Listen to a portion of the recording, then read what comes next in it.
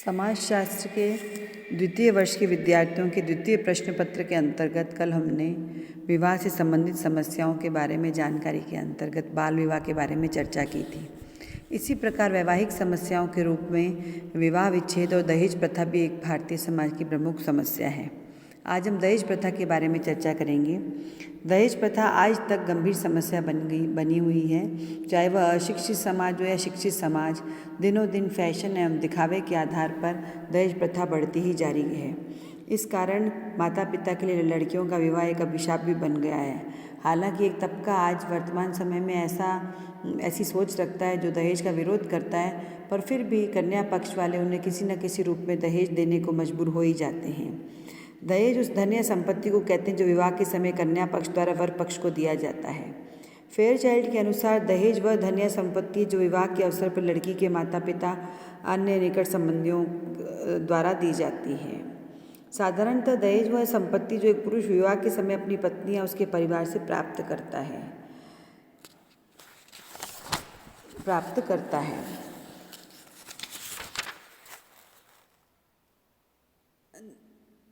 उपहार व दहेज में अंतर किया गया है। दहेज विवाह की एक आवश्यक शर्त के रूप में दिया जाता है, जबकि उपहार देने वाला अपनी स्वेच्छा से देता है। कभी कभी वर मूल्य एवं दहेज में अंतर किया जाता है। दहेज लड़की के माता पिता वैसे तो स्नेहवश देते हैं, यह पूर्व निर्धारित नहीं होता है, पर पूर्व में कन्याओं को परिवार की पैतृक संपत्ति में किसी प्रकार का अधिकार नहीं दिया जाता था या वे मांग नहीं करती थी, तो सब कुछ संपत्ति पर पुत्र का ही अधिकार होता था। तो माता पिता स्नेहवश उपहार अपनी पुत्री को दहेज के समय देते थे।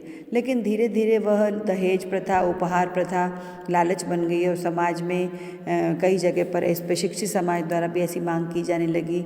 जब लड़कियों का विवाह तय होता था उस समय की बात है। दहेज का प्रचलन प्राचीन काल से ही रहा है। हिंदू विवाह के अंतर्गत ब्राह्म विवाह में पिता वस्त्र एवं आभूषणों से सुसज्जित कन्या का विवाह योग्य वर के साथ करता था। रामायण एवं महाभारत काल में भी दहेज का प्रचलन था। इस तरह से हम कई बार ये देखते हैं कि हर स्थिति में दहेज प्रथा का लेना देना रहा ही है। दहेज के प्रमुख कारण हैं जीवन साथी चुनने का सीमित क्षेत्र होना, बाल विवाह, विवाह की अनिवार्यता, कुलीन विवाह, शिक्षा एवं सामाजिक प्रतिष्ठा, धन का महत्व, महंगी शिक्षा, प्रदर्शन एवं झूठी प्रतिष्ठा, गतिशीलता में वृद्धि, देखा देखी, सामाजिक कुप्रथा, दुष्चक्र एवं पुत्र को बड़ा करने में पुत्र प्रधानता के कारण कि यह ऐसी सोच है कि हमने पुत्र के ऊपर खर्चा किया और उसको विवाह के पश्चात वह सारा खर्चा माता पिता चाहते हैं कि दहेज के रूप में उनको मिले। तो ये कुछ ऐसे प्रमुख कारण हैं जिनकी वजह से दहेज प्रथा का जन्म हुआ। उसके दुष्परिणाम इतने घातक हैं कि आज तक समाज उस अभिशाप को भोग रहा है। जैसे बालिका वध, दहेज की अधिक मांग होने के कारण कई व्यक्ति कन्या को पैदा होते ही मार डालते हैं। इसका प्रचलन राजस्थान में विशेष रूप से रहा है। कई गांव तो ऐसे हैं जहां पर कन्या भ्रूण हत्या के स्पष्ट संकेत मिले हैं। पढ़े लिखे समाज में भी कन्यावध की प्रथा थी। पंजाब और दिल्ली का एक ऐसा पौष इलाका जहाँ पर कन्यावध कर दिया जाता था, और अभी भी कई जगह पर इस तरह की लड़कियाँ, लेकिन अब आजकल इसका थोड़ा सा प्रभाव कम हुआ है। दूसरा है पारिवारिक विघटन। कम दहेज देने पर कन्या को ससुराल में अनेक प्रकार के कष्ट दिए जाते हैं, तानेबाजी की जाती है, उन्हें अप्रत्यक्ष रूप से बोल करके दुख दिया जाता है, उसके माता पिता के बारे में ताने कहे जाते हैं और उनका सुखी और वैवाहिक जीवन उजड़ जाता है। फिर है हत्या एवं आत्महत्या। जिन लड़कियों को अधिक दहेज नहीं दिया जाता, उनका ससुराल में अधिक सम्मान नहीं होता, उन्हें कई प्रकार से तंग किया जाता है, उनकी तुलना की जाती है ऐसी अन्य बहुओं के साथ में जो अधिक दहेज लाती हैं। इस स्थिति से मुक्ति पाने के लिए बाध्य होकर कई बार लड़कियां आत्महत्याएं तक कर लेती हैं। दहेज के अभाव में कन्या का देर तक विवाह न होने पर उसे सामाजिक निंदा का पात्र भी बनना पड़ता है। ऐसी स्थिति में भी कभी कभी स्त्रियाँ आत्महत्या कर लेती हैं। इन सब के मद्देनज़र यह देखा गया कि पूर्व में जिस प्रकार से दहेज प्रथा एक अभिशाप बन चुकी थी, तो एक ऐसी आवश्यकता महसूस की गई और सरकारी प्रयत्नों में शीघ्र तेजी लाई गई और 1961 में एक दहेज निरोधक अधिनियम पारित किया गया। यह अधिनियम 1 जुलाई 1961 से लागू किया गया, जिसकी विशेषताएं हैं: विवाह के पहले या विवाह के बाद की शर्त के रूप में एक पक्ष या व्यक्ति द्वारा दूसरे पक्ष को प्रत्यक्ष या अप्रत्यक्ष रूप से दी गई कोई भी संपत्ति या मूल्यवान वस्तु दहेज कहलाएगी। विवाह के अवसर पर दी जाने वाली भेंट या उपहार को दहेज नहीं माना जाएगा। दहेज लेने व देने वाले इस कार्य में मदद करने वाले व्यक्ति को 6 मास तक की जेल और 5,000 रुपये तक का भी दंड दिया जा सकता है। दहेज लेने व देने संबंधी किया गया कोई भी समझौता गैर कानूनी होगा। विवाह में दहेज के रूप में दी गई वस्तुओं पर पत्नी का अधिकार होगा। अधिनियम की धारा 7 के अनुसार दहेज संबंधी अपराध की सुनवाई प्रथम श्रेणी का मजिस्ट्रेट ही कर सकता है। ऐसी शिकायत लिखित रूप में 1 वर्ष की अवधि में ही की जानी चाहिए, किंतु इस अधिनियम में कई कमियां थीं जो बाद में दूर की गईं। इस अधिनियम की प्रमुख असफलता के प्रमुख कारण थे अशिक्षा होना, ग्रामीण लोगों में जागरूकता नहीं होना, विवाह के अवसर पर दिए जाने वाले उपहार दहेज नहीं माने गए। इस अधिनियम के अंतर्गत किसी पक्ष के विरुद्ध केवल उसी समय तक कोई कार्रवाई की जा सकती जब इसकी शिकायत की गई हो, जबकि सामाजिक क्षेत्र के अंतर्गत शिकायत कम की जाती है। प्रचार और प्रसार के अभाव के कारण, दंड की भी समुचित व्यवस्था नहीं होने के कारण यह अधिनियम काफ़ी हद तक असफल रहा। लेकिन धीरे धीरे इस अधिनियम को कठोर बनाया गया और समाज में और कानून के द्वारा इसकी इसके कई सुझावों को सम्मिलित किया गया और धीरे धीरे इस अधिनियम में दहेज लेने वाले को 5 वर्ष का कारावास और 15,000 रुपये के जुर्माने के दंड के प्रावधान भी जोड़ा गया। धीरे धीरे यह एक समाज में इससे जागरूकता आई और अब खुलेआम दहेज की मांग, दहेज लेना और देना सब प्रतिबंधित है और लड़कियां स्वयं भी इसकी शिकायत करती हैं आदि के कारण इसकी असफलता थी। धीरे धीरे आज के वर्तमान समय में यदि हम देखें तो इसका प्रमुख कारण ये दहेज प्रथा के कारण हत्याएं या आत्महत्या कम होने का प्रमुख कारण ये रहा शहरी सभ्यता के अनुसार कि छात्राएं लड़कियां खुद पढ़ने लगी। स्त्री शिक्षा ने आत्मनिर्भर बनने के पश्चात एवं जागरूकता होने के कारण दहेज प्रथा का विरोध किया और जहाँ पर दहेज या लालची लोग होते हैं वहाँ पर लड़कियाँ तलाक लेकर के विवाह विच्छेद करके स्वयं अपनी रक्षा करती हैं, स्वयं अपनी मार्ग ढूंढती हैं, शिकायत करती हैं और वे स्वयं आत्मनिर्भर हैं, इसलिए वे इन सब का विरोध करती हैं। और धीरे धीरे हम ये देखते हैं कि वर्तमान समय में स्त्री शिक्षा के कारण, स्त्री जागरूकता के कारण, महिलाओं की आत्मनिर्भरता के कारण, नौकरी करने के कारण, समाज में इस अधिनियम के डर के कारण, सीमित परिवार होने के कारण, परिवार में 1 या 2 ही लड़का लड़की होने के कारण, एकल परिवारों के कारण इस प्रथा, इस दहेज जैसी व्यवस्था में थोड़ी सी कमी आई है और ये देखने में आया है कि इस कारण अब हत्याएँ और आत्महत्याओं की प्रतिशत कम हुआ है। तो यह भी एक अभिशाप है भारतीय वैवाहिक समस्याओं के लिए। एक अन्य समस्या इसके साथ जुड़ी हुई है, वो है विवाह विच्छेद की, तलाक की समस्या भी भारतीय समाज में के अंतर्गत एक वैवाहिक समस्या है जिसमें कानूनी रूप से पति पत्नी अपने विवाह को विच्छेद कर लेते हैं क्योंकि उनके पारिवारिक जीवन में असामंजस्य या असफलता होती है। इस प्रकार एक उद्देश्य को लेकर के जो विवाह किया जाता है उस पर जो है विवाह विच्छेद होने के कारण उन्हें अपना जीवन अपमानित और कुचला हुआ महसूस होता है, उनके आत्माभिमान को चोट पहुंचती है। यह एक घोर सामाजिक समस्या है और विवाह विच्छेद एक सामाजिक दुर्घटना है। जिस प्रकार एक प्राकृतिक दुर्घटना होती है उसी प्रकार से ये सामाजिक दुर्घटना है। हिंदुओं में स्त्री के पतिव्रत और सतीत्व के पालन की बात कही गई थी।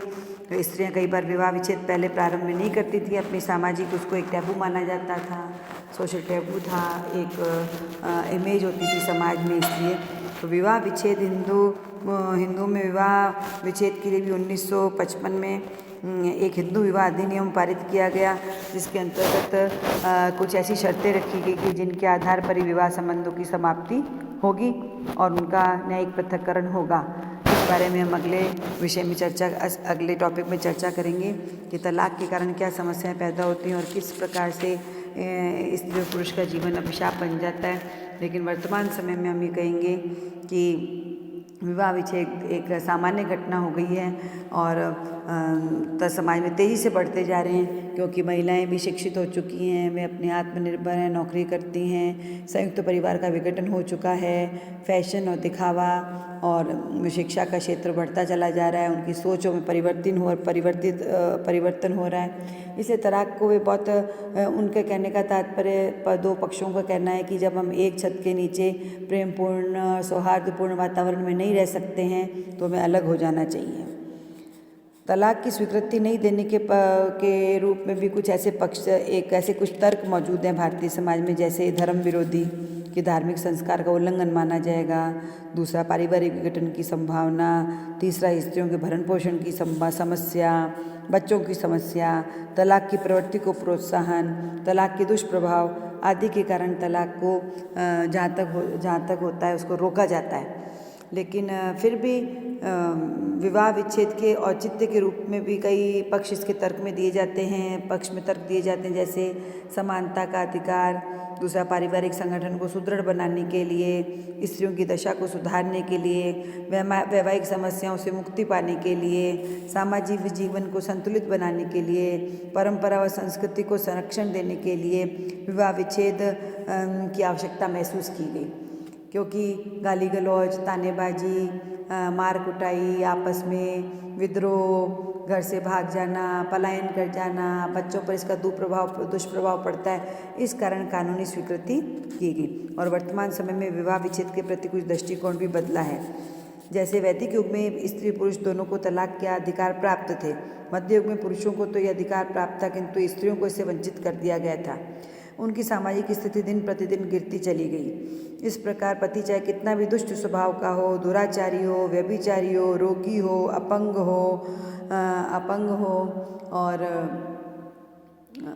नपुंसक हो, तब भी स्त्रियां उसको परमेश्वर माने और उसके त्यागने पर प्रतिबंध था। लेकिन 19वीं शताब्दी के अंतर्गत समाज सुधारकों का इस ओर ध्यान गया और उन्होंने स्त्री की सामाजिक परिस्थिति को उच्च उठाने के लिए विवाह विच्छेद को सही ठहराया। उन्होंने कहा कि विवाह विच्छेद को करना कोई कानूनी जुर्म नहीं है, न ही कोई सामाजिक जुर्म है। उन्होंने तलाक के प्रति लोगों के बदलते दृष्टिकोण को स्वीकार किया और इस प्रकार जागरूकता आई और स्त्री पुरुषों के तलाक प्रारंभ हुए।